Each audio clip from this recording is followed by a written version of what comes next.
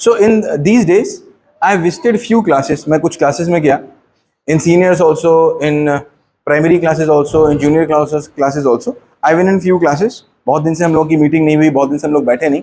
So there was a few feedbacks जो मैंने individual teachers को दिए, बात भी हुई. But here I want to discuss few things. जब मैं कुछ क्लासेस में गया तो कुछ क्लासेस वर रियली फैंटास्टिक, बहुत अच्छी थी, बहुत अच्छी थी, रियली फैंटाबुलस. हर एक चीज़ बहुत अच्छी हो रही थी क्लासेस में. As expected everything was happening. तो वहीं पर कुछ क्लासेस थी जो हमने देखी उतनी अच्छी नहीं थी. It was not that good. और कुछ क्लासेस ऐसी थी रियली वेरी पुअर, बहुत खराब थी. मतलब उनको क्लास कहना भी शायद बहुत ठीक नहीं था. सो क्लासेस कैसी थी ये बहुत बात की बात हो गई. बट ऐसी क्यों थी ये बहुत पहली बात हो गई. खराब थी, अच्छी थी, that's a very different thing. But ऐसी क्यों थी इस पर डिस्कस करना बड़ा जरूरी है. क्योंकि I can not visit all the classes, I can not go in all the classes. तो एक ग्रुप में डिस्कशन करना बड़ा जरूरी है कि आखिर क्लास खराब क्यों हुई, कैसे हुई और what should be done for that. So I always see, I just ask you the question, see what it's my job. अगर मैं बोलूं मेरा जॉब क्या है, सो मेरा job is only one, to wake you the people, to wake the people, to awaken the people. और कोई दूसरा काम हो भी नहीं सकता, क्योंकि जगाए बिना तो काम हो नहीं सकता और जगाना ही एक काम. अब कोई सो रहा हो, मैं सो रहा हूं घर में, और मेरे बगल में अगर चोरी हो जाए, मैं अगर सो रहा हूं और मेरे बगल में अगर चोरी हो जाए और मुझे पता ना चले तो मेरी गलती.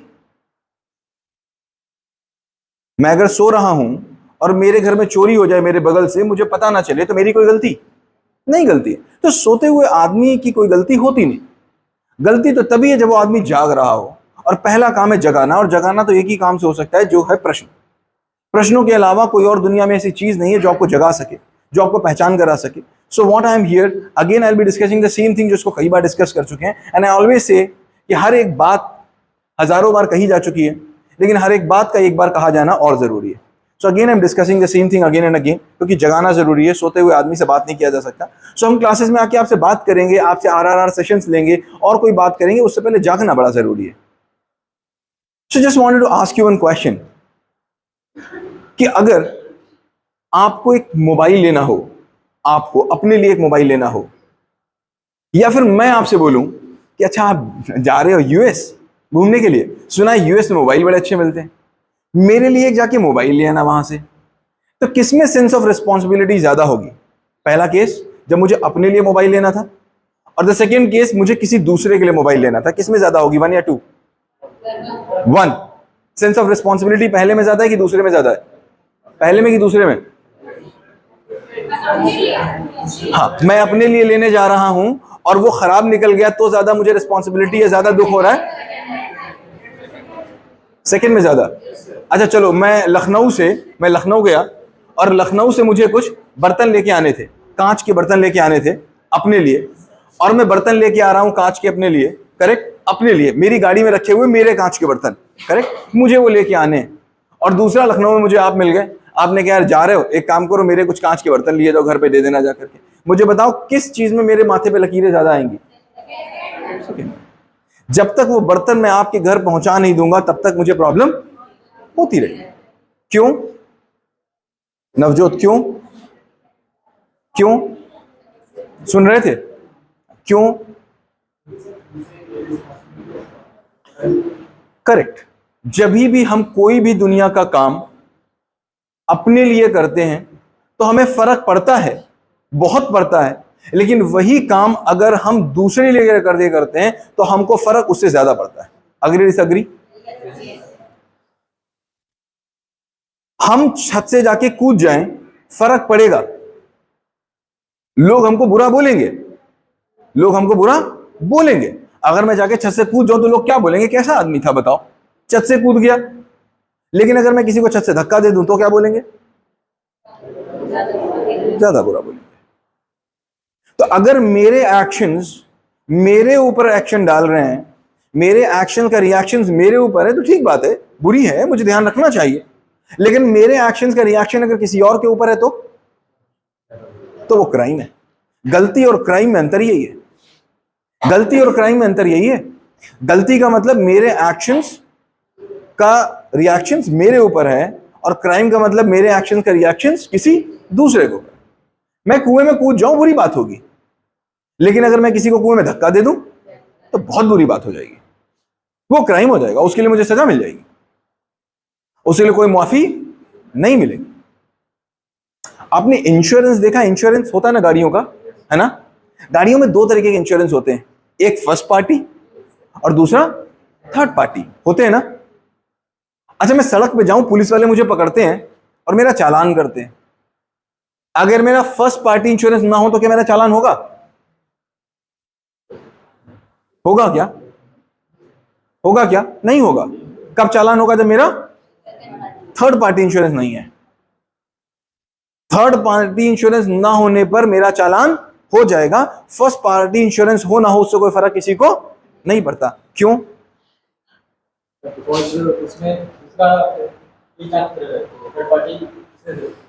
करेक्ट। जब कभी भी at any point of time हमारे एक्शंस का रिएक्शन किसी और के ऊपर आता है, देन आई एम रिस्पॉन्सिबल, और रिस्पॉन्सिबिलिटी का भाव यही है, यू आर द टीचर्स। आप क्लासरूम में 40 मिनट्स के लिए जा रहे हैं, वो 40 मिनट्स उस बच्चे के पास जिंदगी में कभी नहीं आने वाले, और उस 40 मिनट्स में आप कुछ करें ना करें उसका इंपैक्ट आपके ऊपर नहीं पड़ने वाला, कोई इंपैक्ट आपके ऊपर नहीं पड़ने वाला, रत्ती भर का इंपैक्ट आपके ऊपर नहीं पड़ने वाला, लेकिन किसी और के ऊपर इंपैक्ट पड़ रहा है, वो भी 40 लोगों के ऊपर पड़ रहा है। एक बार आप बाइक चला रहे होगे, थर्ड पार्टी इंश्योरेंस ना हो, बाइक चला रहे हो थर्ड पार्टी इंश्योरेंस ना हो, तभी भी छूट मिल सकती है, लेकिन अगर आप रोडवेज की बस चला रहे नहीं है तो नहीं मिल सकती, क्योंकि बाइक पे तो तभी भी तुम अकेले बैठे हो, और किसी अकेले को मार दोगे बहुत ज्यादा होगा, कितनों को मार दोगे तुम बाइक से?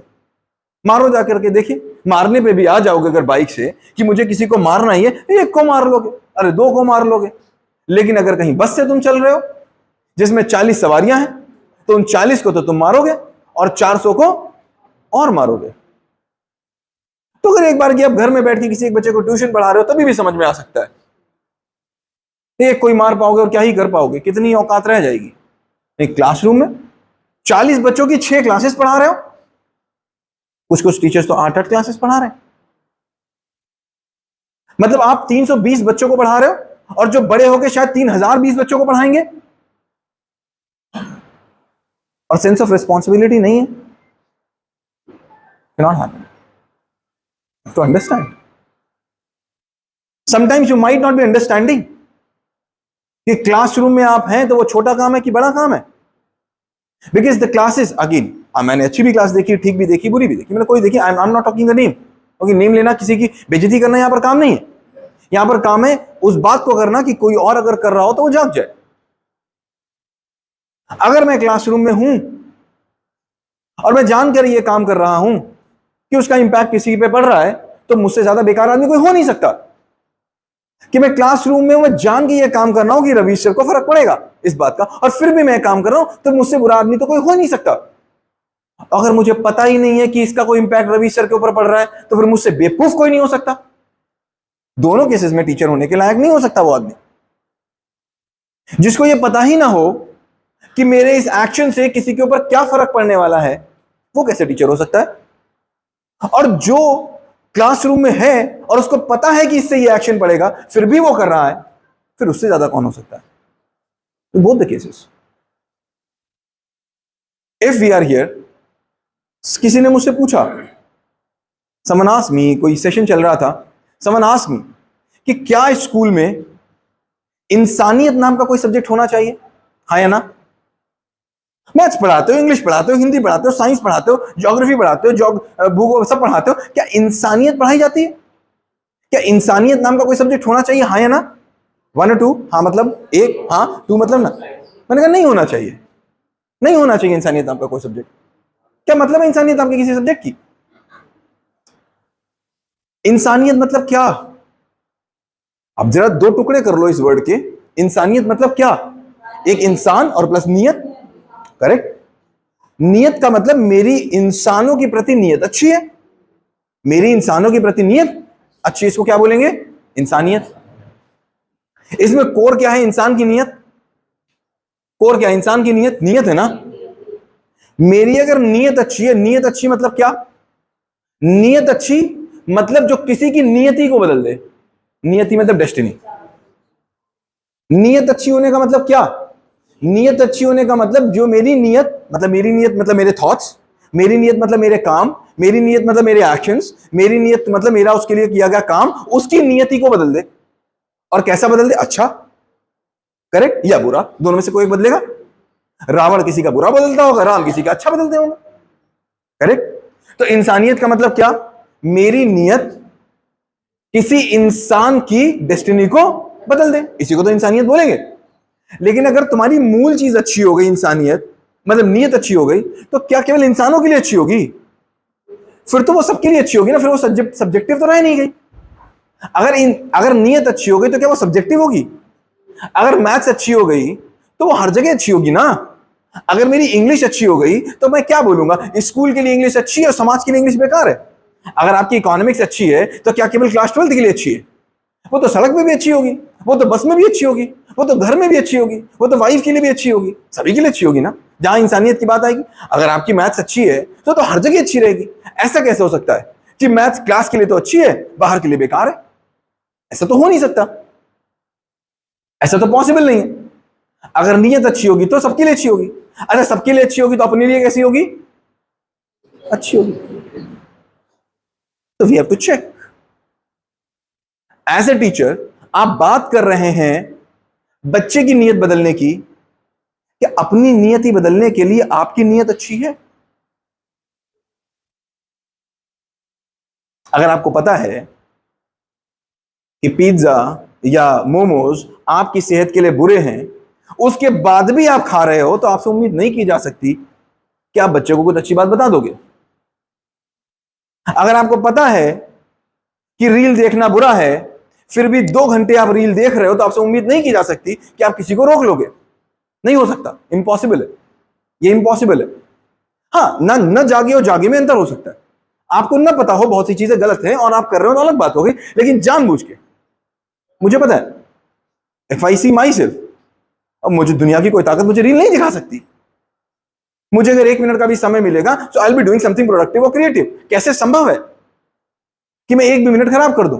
मैं खराब तो तभी कर सकता हूं जब मैं सोया हुआ हूं, और सोए हुए आदमी से कोई शिकायत हो नहीं सकती, कोई शिकायत नहीं हो सकती सोए हुए आदमी से कोई। हम लोग अभी बोध क्लास में डिस्कस कर रहे थे, we were discussing in the Bodh classes few days back, कि बोध मतलब क्या। हमने बोध क्लासेस शुरू करी ना स्कूल में, है ना? तो हम डिस्कस कर रहे थे किसी से कि बोध क्लासेस मतलब क्या, और बोध मतलब क्या। बोध किसको बोलेंगे? क्या लगता है सर आपको, बोध किसको बोलेंगे? जान रहा हूं मतलब?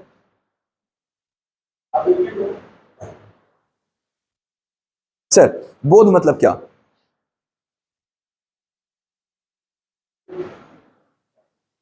क्या लगता है बोध मतलब क्या?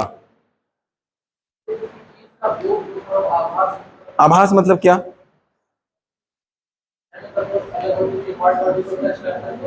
That's great, that's great.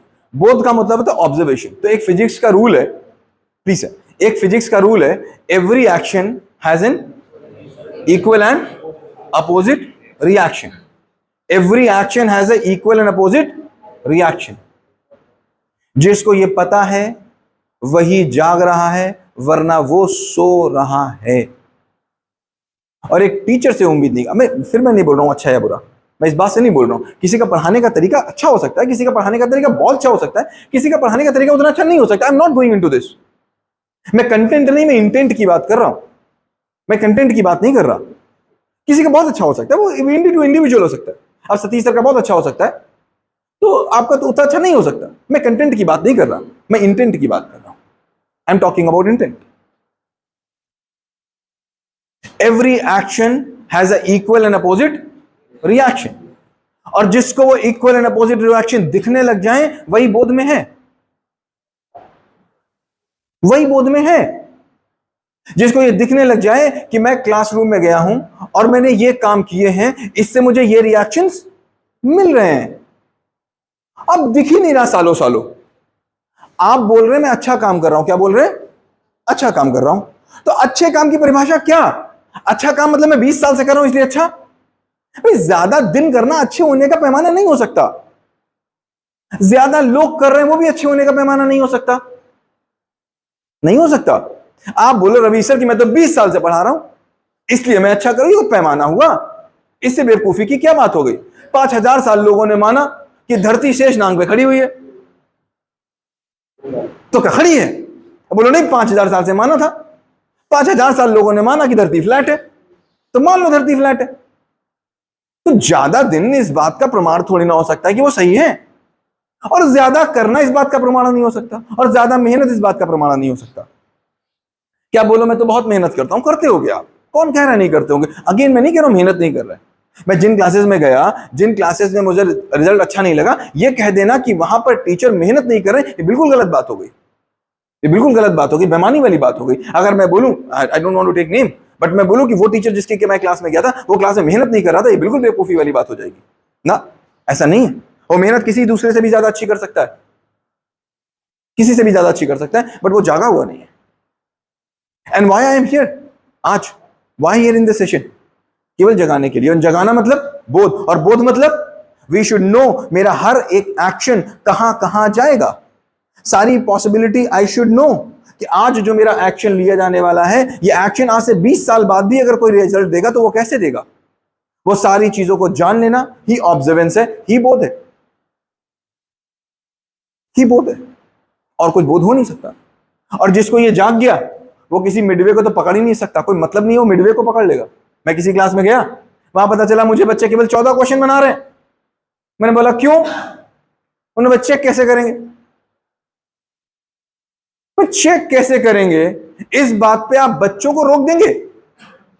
इसका मतलब है आपको यह पता ही नहीं कि आपके एक एक्शन ने एक बच्चे की पूरी जिंदगी पर प्रभाव डाल दिया।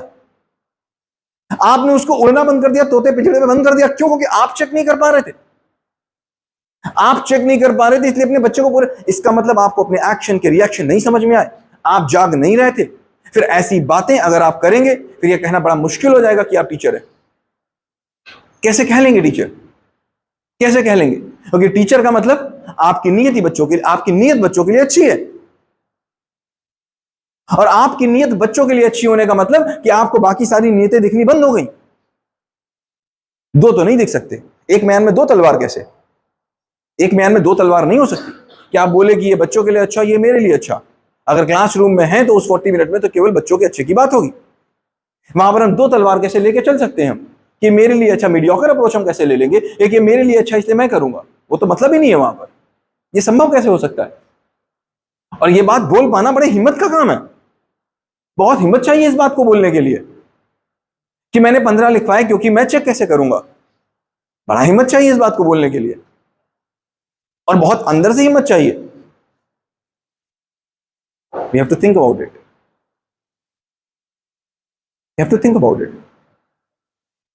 हम बोल रहे हैं हमने अच्छा किया, हम बोल रहे हैं हमने अच्छा किया, मेरी क्लास अच्छी चल रही है। अगर किसी से मैं पूछूंगा how are the class going, मेरे हिसाब से 99% लोग यही बोलेंगे मेरी क्लास अच्छी चल रही है। अगर मैं आपसे बोलूं गोला में क्लास आपकी कैसी चली, तो आप क्या बोलेंगे? अच्छी चली। अच्छी मतलब क्या? अच्छा तो एक कंपैरेटिव टर्म है, ये सुनो, अच्छा एक कंपैरेटिव टर्म है। अगर कोई एक ही चीज हो तो उसको अच्छा नहीं बोला जा सकता। अच्छा होने के लिए दो चाहिए, अच्छा होने के लिए दो चाहिए, एक को अच्छा नहीं बोला जा सकता। बोल तो कैसे दोगे अच्छा? अच्छा का मतलब आप किसी से कंपेयर कर रहे हो।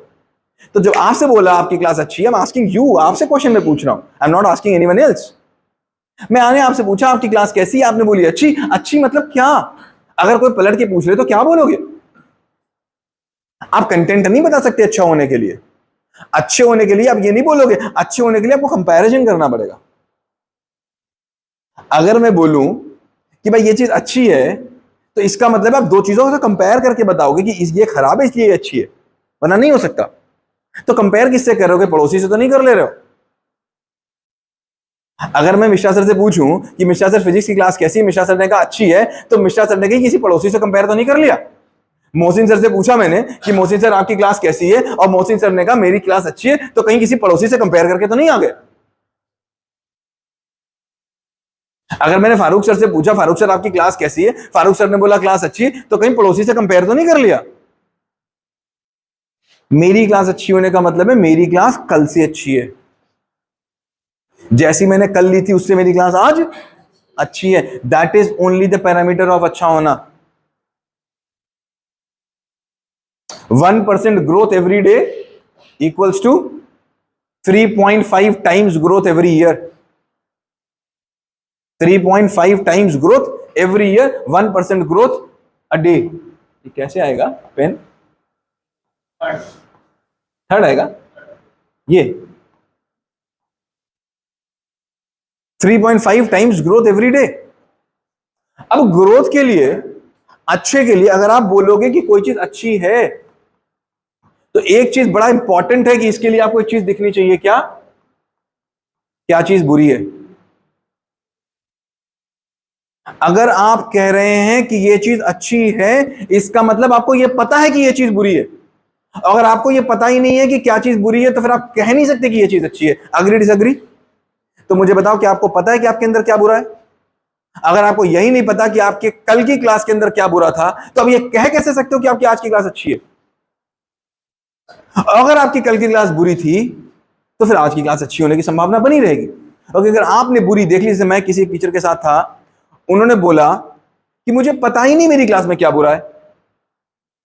ठीक है, कोई बुरी बात नहीं है, उन्हें नहीं पता। बट ये बहुत बुरी बात है कि उनके टीचर ने, इसका मतलब क्या हुआ, बचपन से लेके आज तक जो उनकी नजर रही है, बचपन से लेके आज तक जो उनकी पेरेंटिंग हुई है, बचपन से लेके आज तक जो उनकी टीचिंग हुई है, वो सब वन तरफा हुई है, एक तरफा हुई है। क्या? Instructional base. क्लासरूम में गए, लेक्चर देके चले आए, क्लासरूम में गए, क्वेश्चन करवा के चले आए, क्लासरूम में गए, एक्सपेरिमेंट करवा के चले आए, क्लासरूम में गए और बहुत बड़े बड़े लेक्चर्स देके चले आए और नंबर 100 आ गए और आपने मान लिया बड़ा अच्छा हो गया बच्चा। और वही बच्चा आगे जाएगा और बोलेगा जाके, मुझे साहब पता ही नहीं कि मेरे अंदर कमी क्या है। जैसे मैं भी एक क्लास में गया, उस क्लास में जब मैंने डिस्कशन किया, मुझे आंसर्स नहीं निकले, और उसी क्लास में टीचर बोल रहे हैं मुझसे आंसर निकल रहे थे। मतलब वो झूठ बात है, क्योंकि अगर जो चीज आपसे निकलेगी, अगर वो है, तो वो मुझसे भी निकलेगी। अगर सेलेक्टिज्म है, तो फिर वो क्या होगा, इस पेपर में निकलेगी, अगले पेपर में नहीं निकलेगी, यहां निकलेगी, वहां नहीं निकलेगी। इसका मतलब वो क्लास वन वे चल रही थी और टीचर ने उसको चारों तरफ से चेक नहीं किया। मतलब टीचर का भी जागना बड़ा जरूरी है, क्योंकि अगर मैं बोल सकता हूं, तो मैं इस 40 की क्लास में भी बोल लूंगा, मैं 4000 के बीच में भी बोल लूंगा, मैं चंद्रमा पे भी बोल लूंगा, और मैं मंगल पे भी बोल लूंगा। Agree disagree? फिर मुझे बोलने के लिए कोई जगह की जरूरत नहीं है।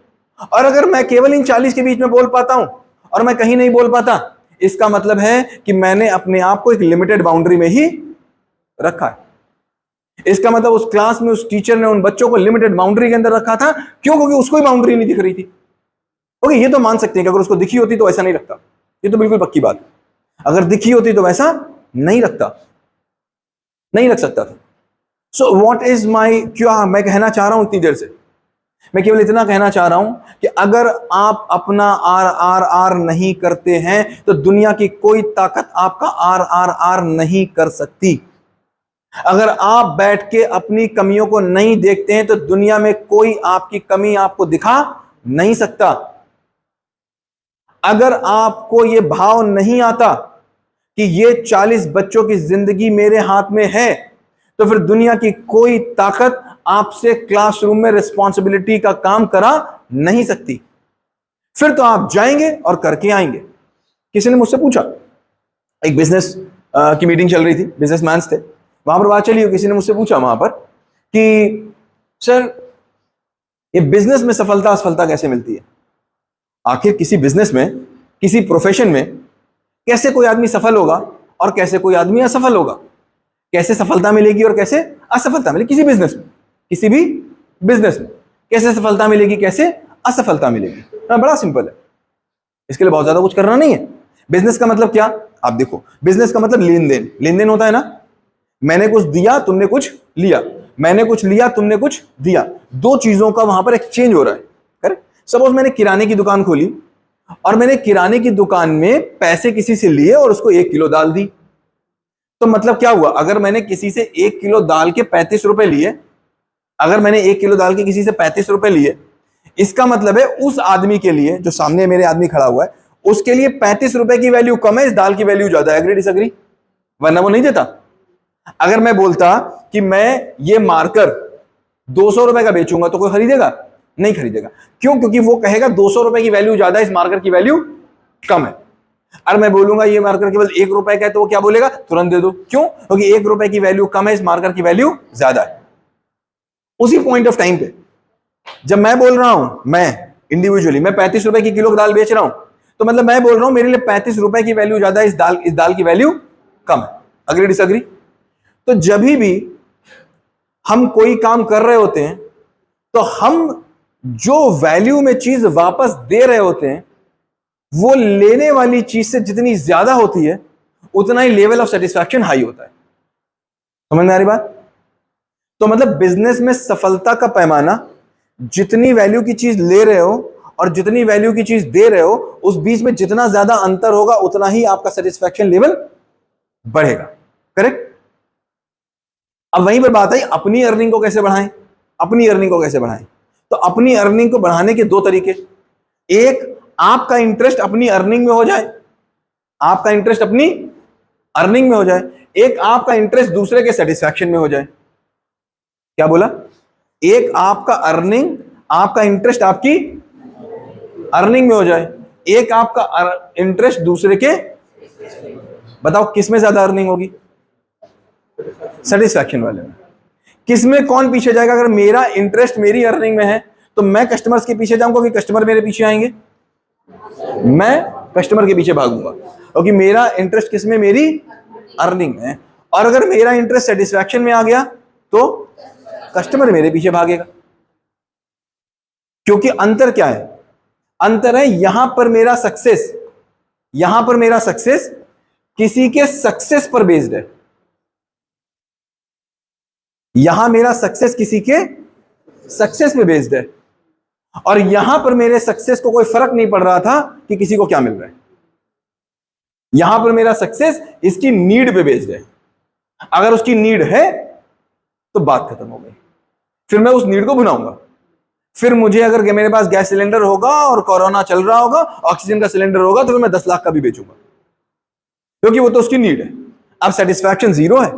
वो दे रहा है आपको 10 लाख रुपए, देगा मजबूरी में देगा, वो मजबूरी में देगा आपको 10 लाख रुपए, बट सेटिस्फैक्शन जीरो है। अब आपकी सफलता उसकी नीड पे खड़ी हुई है, उसकी सक्सेस पे नहीं खड़ी हुई है।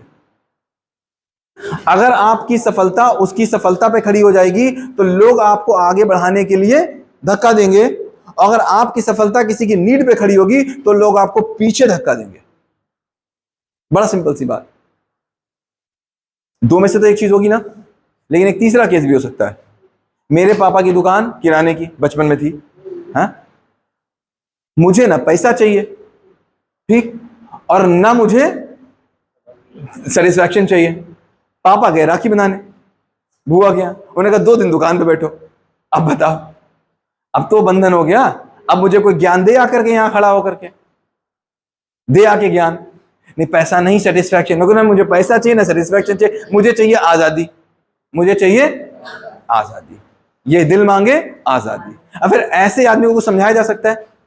तो अगर इस रूम में कोई मजबूरी में है कि उसके पापा ने कहा, उसकी मम्मी ने कहा, उसको कुछ मिला नहीं, उसको कुछ टिका नहीं, वो 2 साल इंतजार कर रहा है कैसे भी कटे, उसको कहीं गवर्नमेंट जॉब में जाना है, या यहां नहीं तो कहीं और, या कहीं और नहीं तो यहां। अगर ऐसा कोई है तो मेरी तरह मेरे पापा किराने की दुकान में बैठा है, उसे 2 लेक्चर तुम डाक के 3 पात, तो यही होगा उसका कुछ नहीं बदल सकता। उसे कुछ नहीं चाहिए भाई साहब, उसे चाहिए कैसे भी बचे। मुझे याद है मैं पापा की दुकान पे बैठता था, पापा जाते थे मैं दुकान पे बैठता था। मैं तो ये सोचता था कैसे दुकान लेट खोल लें, कैसे जल्दी बंद कर लें। ये 7 क्यों नहीं बज रहा, ये 6 क्यों नहीं बज रहा, 6 बजे दुकान बंद हो, बाल खत्म हो जाए।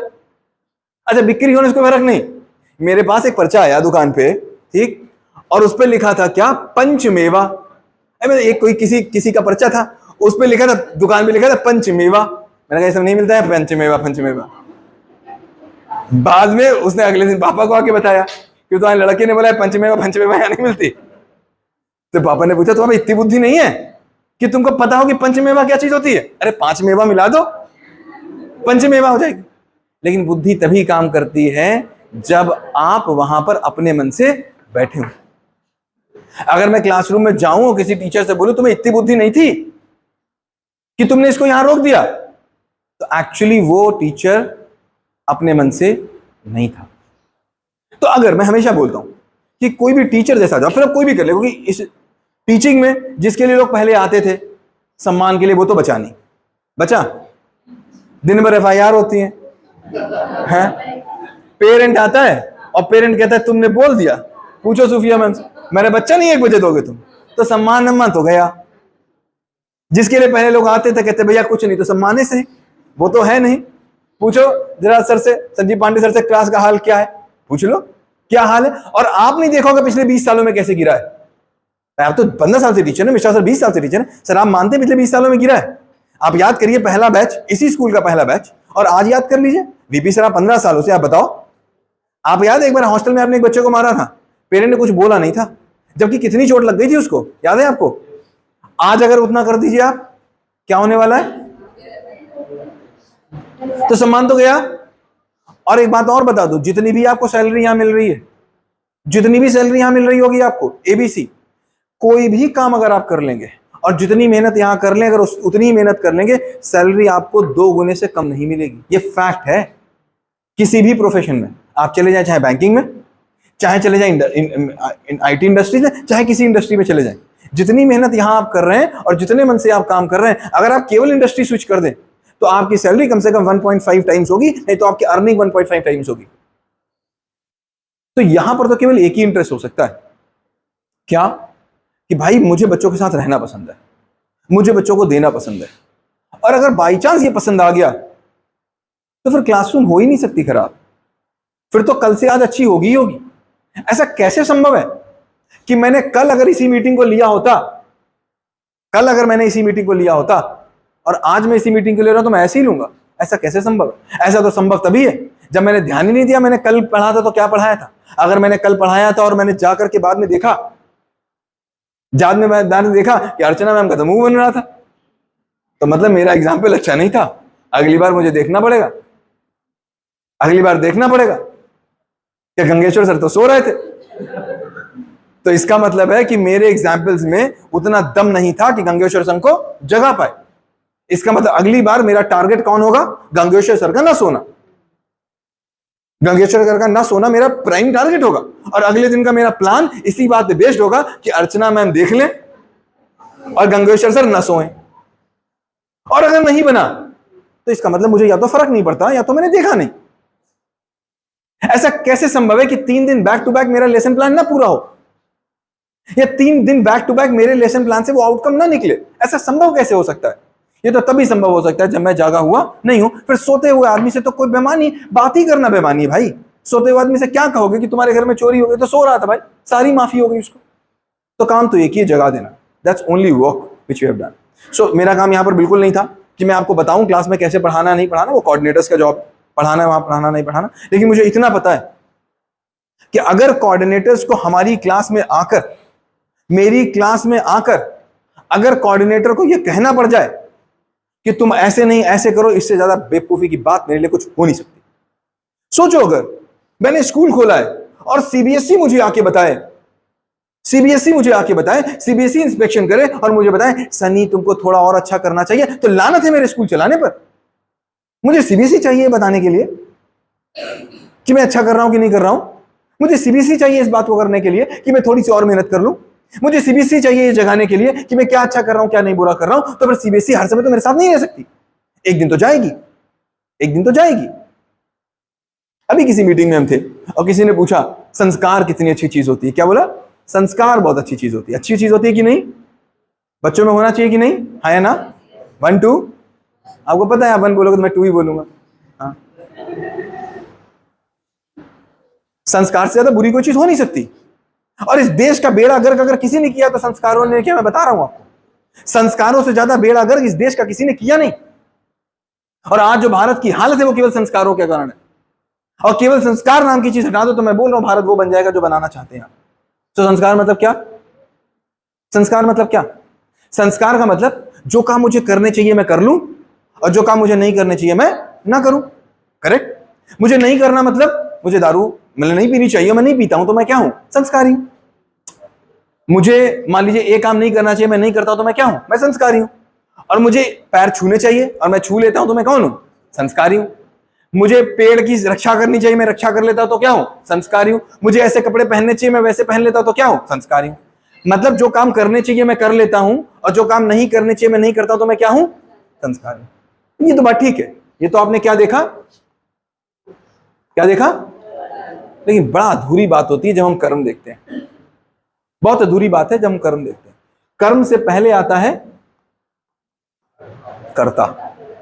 कर्म से बहुत पहले कर्ता आता है। अगर कर्ता को न देख पाए तो फिर कर्म को देखना पूरी की पूरी बेईमानी है।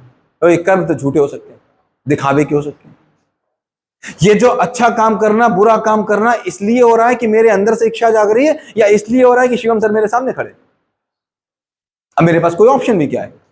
शिवम सर मेरे सामने खड़े तो अच्छा तो मैं करूंगा।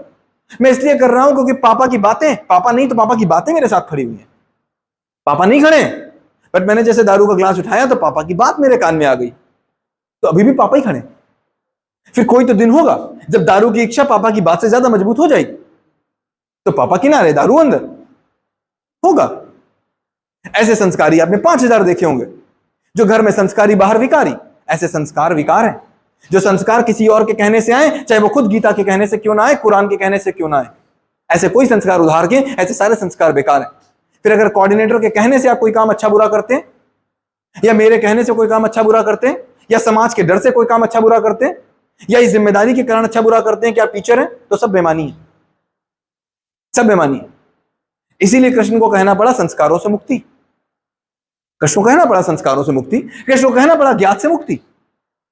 क्यों? क्योंकि असली संस्कार जो होते हैं उनको कहते हैं संस्कार मतलब स्वयं का आकार। संस्कार मतलब स्वयं का आकार। जब स्वयं के अंदर से सही और गलत की पहचान होने लग जाए तो फर्क नहीं पड़ेगा रवि सर सामने है कि नहीं है। क्या फर्क पड़ता है मुझे? मुझे कोई फर्क पड़ता है? मेरे सामने ए है कि मेरे सामने बी है? अब पापा के कान में मेरी आवाज है, इसका कोई फर्क नहीं पड़ रहा मुझे। अब तो मुझे फर्क पड़ रहा है कि मेरे अंदर से, तो ऐसा नहीं हो सकता मैं 10th की बायोलॉजी क्लास में जाऊं और मुझे इधर उधर की कोई चीज दिख जाए। डोंट माइंड, ना कोई नाम नहीं ले रहा, but example for joke apart, right? ऐसा नहीं हो सकता क्योंकि मेरे अंदर से चीज आ रही है तो मुझे कोई फर्क नहीं पड़ता। मुझे कोई फर्क नहीं पड़ता क्योंकि मुझे याद रहेगा, और वरना क्या होगा? मैं भूल जाऊंगा। क्यों भूल जाऊंगा? क्योंकि किसी और ने कहा था, किसी और ने कहा था। ये संस्कार। संस्कार मतलब स्वयं का आकार। स्वयं का आकार मतलब जो अंदर से आ जाए। और यही हिंदुस्तान में कमी। हिंदुस्तान में बहुत बड़ी बड़ी बातें करते हैं, बहुत बड़े बड़े काम करते हैं, सामने कुछ और पीछे कुछ और। यही तो हो रहा है। क्यों हो रहा है? क्योंकि अंदर से कुछ नहीं आ रहा। हम अभी भी वो पोथा पकड़े, पीछे पीठ पे लादे हुए बहुत बड़ी गीता, बहुत बड़े मोहम्मद साहब, बहुत बड़े गुरबानी, बहुत बड़ी बड़ी चीजें पीछे लादे हुए और उनके बोझ तले दबे हुए, अंदर कुछ नहीं है। तो अगेन आपकी क्लास में आकर के अगर सक्षम सर की क्लास में कहीं वेद सर आए और वेद सर को सक्षम सर को बताना पड़ गया, ये कोई बुरी बात नहीं है। पर ये सक्षम को अगर बुरा ना लगा अंदर से, अगर सक्षम इस बात पे बुरा ना माने अपने आप से, वेद सर से नहीं अपने आप से, ये बताना कैसे पड़ गया, ये कैसे हो गया, ये चीज मुझे क्यों नहीं दिखी, तो कम से कम सक्षम वो गलती तो जिंदगी में नहीं कर सकते। और वरना वही गलती सक्षम 5000 बार करेंगे। क्यों? क्योंकि गलती किसको दिख रही है? किसी और को दिख रही है। और सक्षम बाहर निकल के क्या बोलेंगे? एक और लेक्चर पूरा हो गया। क्या ही बोले, एक और इनका काम ही लेक्चर देना। होंगे जो बाहर निकल के अभी भी इस रूम से निकल के बाद, अरे यार क्या करें, पक गए, ऐसे मिलेंगे आपको लोग, अभी बोलेंगे ऐसा। क्या यार क्या बताएं यार, इनको बोलने से फुर्सत नहीं मिलती। एक और क्या करें, मजबूरी है, बोलना पड़ेगा। क्या करें, मजबूरी है, बोलना पड़ेगा। जिसको दिखेगा वो बोलेगा। सो अगेन, जो भी टीचर्स थे जिनकी भी मैं क्लास में गया, I know they are very good teachers, they are very good teachers by heart. उनके इंटेंट में प्रॉब्लम कहीं नहीं है, थोड़ी समझ में प्रॉब्लम हो सकती है, and I believe everyone will do it. और जस्ट केवल इतने देखने की जरूरत है कि भाई हम जो काम कर रहे हैं उसका इंपैक्ट कहां जा रहा है। इससे ज्यादा शायद थोड़ा समय ले सकते हैं, नहीं ले सकते क्या? छोड़े, हो गया, ठीक है, इट्स नॉट देयर। इससे ज्यादा नहीं, बड़ी बड़ी बातें हो गई। आई डोंट नो इससे कितने चेंजेस आएंगे, कितने चेंजेस नहीं आएंगे, बट आई वांट कि आप क्लासरूम में बच्चों को जगाने की बात करें, और जो जागा होगा वही जगा पाएगा। Specially 9 to 12। 9 to 12 में जब बात करेंगे तो प्लीज क्लासरूम में जाके लेक्चर मोड में मत रहिए, क्लासरूम में जाके भाषण मत दीजिए, क्लासरूम में जाके बहुत बताने के चक्कर में मत रहिए, क्लासरूम में जाके हर चीज करने के चक्कर में मत रहिए। अगर ज्यादा करने के चक्कर में रहेंगे तो आपको ही आएगा, बच्चे को नहीं आएगा। बच्चे को तो तभी आ सकता है जब आप डिस्कशन मोड में ज्यादा रहें, जब आप एक्टिविटी मोड में ज़्यादा रहें, जब आप क्रिएटिविटी मोड में ज़्यादा रहें, जब बच्चे खुद ज़्यादा करें। ये बात 9 से 12 के लिए बहुत इंपॉर्टेंट है और प्री नर्सरी के लिए बड़ा इंपॉर्टेंट है, क्योंकि प्री नर्सरी में जैसा आप बना के भेजेंगे 1 to 8 में वैसे ही चलेगा, 9 to 12 में जैसा आप करके भेजेंगे आगे जाकर के ज़िंदगी उसकी वैसे ही चलने वाली है। Thank you so much. I believe आपको बातें पॉजिटिव लगेंगी। मैंने किसी को हर्ट नहीं करना चाहा, अगर किसी को हर्ट किया, आई एम सॉरी। हर्ट करना मेरा ऑब्जेक्टिव नहीं था, मेरा ऑब्जेक्टिव था आपको जगा देना। Thank you so much.